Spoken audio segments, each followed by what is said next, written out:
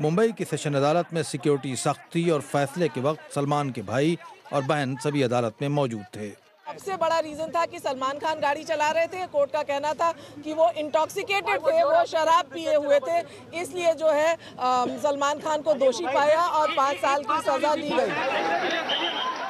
अदालत का फैसला सलमान के लिए काफी सख्त था।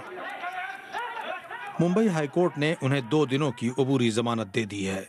एक बार मैंने कमिटमेंट कर दी तो फिर मैं अपने आप की भी नहीं सुनता। सलमान खान बॉलीवुड के मकबूल तरीन अदाकारों में हैं। उन्होंने कई सुपरहिट फिल्में दी हैं। जाने कब होठों पे दिल ने रख दी दिल की बातें। सलमान की गिरफ्तारी पर उनके फैन भी सदमे में हैं। आज जो कोर्ट का डिसीजन आया है ये बहुत ही मुझे बुरा लगा इस चीज़ को सुनकर। मैं उनका बहुत बड़ा फ़ैन हूँ। सलमान खान का तो मैं भी बहुत बड़ा फ़ैन हूँ। उनकी जुड़वा मूवी, उनकी इतनी सारी मूवियाँ देख के मैं बड़ा हुआ हूँ। अगर वो एक लंबे समय के लिए चले गए हैं तो ये बिल्कुल ही अच्छी न्यूज़ नहीं है, खास करके बॉलीवुड के लिए भी और हम जैसे उनके फैंस के लिए भी। सलमान खान बॉलीवुड के मशहूर कहानीकार और मुकालमा निगार मोहम्मद सलीम के बेटे हैं। सलमान की कई फिल्में तकमील के मराहिल में थीं। उनकी गिरफ्तारी से फिल्म इंडस्ट्री को जबरदस्त धचका पहुंचा है। Shakeel Akhtar, BBC news, Delhi.